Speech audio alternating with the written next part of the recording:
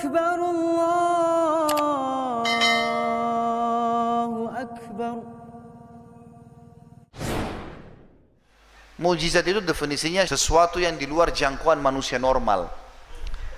Jadi pernah satu kali dalam hadis Bukhari juga, Abu Qatadah radhiyallahu anhu, sahabat Nabi ini di salah satu peperangan pernah ada anak panah musuh nyasar, kena bola matanya Abu Qatadah. Jadi anak panah itu kena, lalu bola matanya dia keluar. Tinggal sedikit saja ada kulit yang menahannya. Anak panah itu masih tertahan. Jadi matanya rusak total ini. Beberapa sahabat Nabi lewat, lihat, hai Abu Qatadah, matamu sudah rusak itu. Kami putusin aja. Dia bilang, tunggu dulu sebentar. Bawa saya ke Rasulullah sallallahu alaihi wasallam. Jangan buru-buru dulu. Maka dibawalah Abu Qatadah ini, dibawa pergi ke Nabi sallallahu alaihi wasallam. Dari jauh Nabi lihat, Nabi senyum. Dalam kondisi matanya Abu Qatadah keluar, Nabi senyum. Rupanya Nabi sudah dapat wahyu, ini Abu Qatadah ada yang dia mau minta nih. Lalu Nabi SAW langsung bilang, sebelum Abu Qatadah bicara, wahai Abu Qatadah, kalau kau mau sabar tanpa mata ini, matamu kan korban di medan perang, dijamin bagimu masuk surga. Kalau kau mau juga, saya bisa doakan kamu, minta kepada Allah agar matamu disembuhkan, bisa, tapi nggak ada jaminan surga. Pilih salah satunya. Abu Qatadah berpikir, saya mata tidak ada satu masuk surga, tapi kalau saya didoakan oleh Nabi kembali mata, tidak ada jaminan surga. Sementara dia rencana mau nikah setelah perang. Kalau dia tidak ada mata, dia kelihatan jelek menurut dia. Maka dia bilang kalimat yang cerdas nih. Dia bilang, ya Rasulullah, doakan saya agar mata saya sembuh dan saya juga minta surga. Dua-duanya. Lalu Nabi SAW tersenyum, dicabutlah anak panah itu. Lalu Nabi SAW memasukkan kembali dengan telapak tangan beliau yang suci ke dalam bola matanya. Kata Qatadah, dan juga sahabat-sahabat yang menyaksikan waktu itu, Qatadah sendiri merasakan.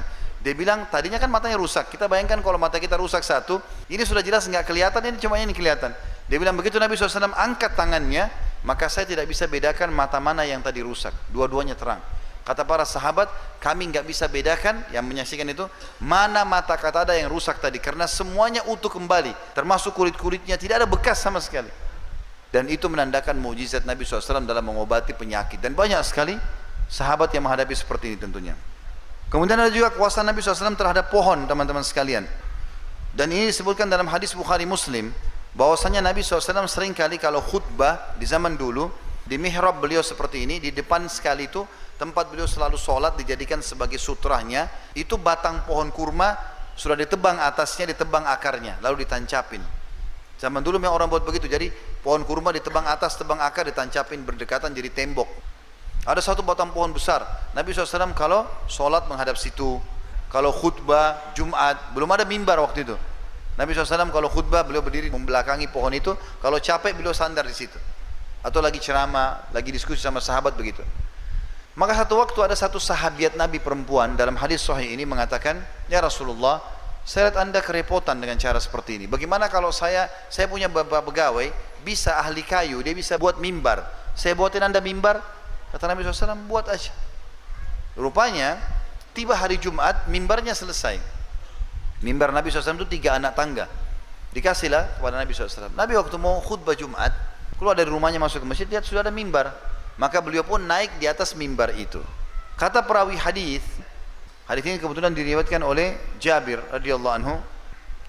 Maka kata Jabir, kami tiba-tiba mendengar waktu Nabi SAW sudah salam, lalu menunggu azannya Bilal selesai, ada suara tangisan seperti tangisan anak bayi, dan lama-lama suara itu membesar mirip dengan suara induk unta yang sedang mencari anaknya yang hilang.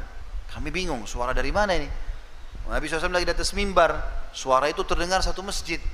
Maka kami menyaksikan Nabi SAW turun dari mimbarnya, kemudian mendatangi batang pohon yang ada di depan mihrab beliau, lalu memeluknya seperti memeluk anak kecil sambil berkata, demi Allah kalau aku tidak memeluknya maka dia akan menangis sampai hari kiamat. Ternyata batang pohon pun teman-teman yang sudah seperti ini bisa mengenal Nabi SAW, padahal di mata kita sudah mati pohon itu karena sudah ditebas atasnya, tebang akarnya gitu ya. Juga ada kuasa Nabi SAW terhadap air. Jabir bin Abdullah menceritakan dalam hadis Bukhari, Itu bahwasanya di kesepakatan Hudaybiyah pernah kami berangkat 1.400 orang menuju ke Mekah ingin umrah, tapi ditahan oleh Quraisy. Di sana kami kehabisan air. Waktu Nabi SAW minta air, ingin pulang ke Madinah, seember air untuk wudu, maka didatangkanlah ember air tersebut. Lalu kemudian seluruh sahabat ada di sebelah Nabi SAW. Maka Nabi SAW tanya, kenapa kalian ini? Kata para sahabat, ya Rasulullah, kami tidak punya air kecuali yang di ember anda ini. Tinggal ini saja yang di ember anda ini. Kalau anda selesai wudu, kami akan berebut nih, karena nggak ada air lagi. Maka kata Jabir, aku pun melihat atau kami menyaksikan Nabi SAW memasukkan telapak tangannya yang mulia dalam ember tersebut, lalu mengalir air dari jari-jari beliau. Sampai seorang penyair Muslim mengatakan, kalau Nuh bisa dengan doanya meminta hujan turun dari langit dan keluar air dari bumi, maka engkau hai Rasulullah bisa mengeluarkan air dari telapak tanganmu. Dan akhirnya kata Jabir, kami pun semuanya mengisi kendi-kendi air kami semuanya berwudu. Setelah selesai itu, baru Nabi SAW angkat tangannya dan ember air tadi tetap penuh dengan air. Pernah juga seorang Ansar menggali sumur di Madinah. Begitu dia gali, lama sekali dia gali sumur tersebut. Setiap gali airnya asin. Dia pindah lagi ke lokasi lain, gali lagi airnya asin. Sampai 3-4 kali gali sumur, airnya asin semua. Terfikirlah di benak dia, datang kepada Nabi SAW mengatakan, ya Rasulullah, bisa lihat enggak? Saya setiap gali sumur selalu asin airnya. Maka Nabi SAW datang. Begitu Nabi SAW datang, Nabi berdoa, lalu Nabi meludah di sumur itu.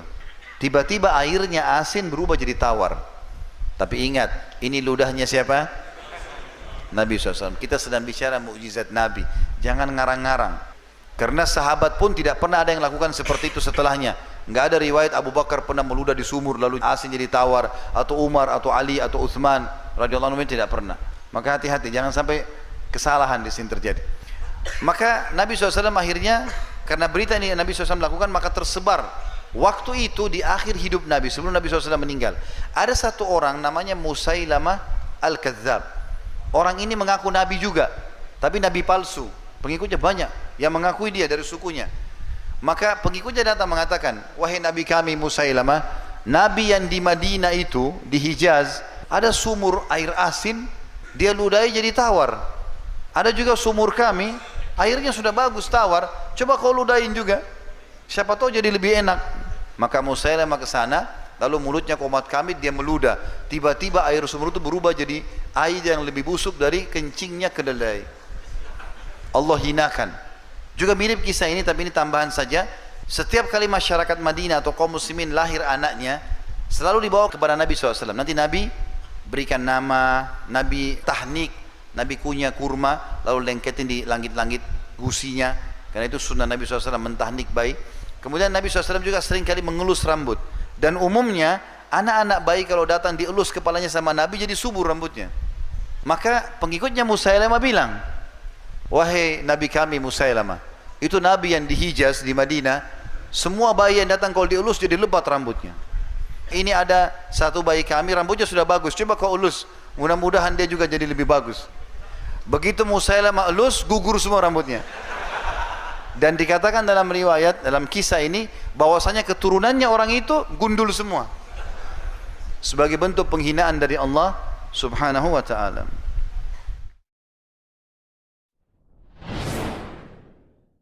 Allahu Akbar, Allahu Akbar.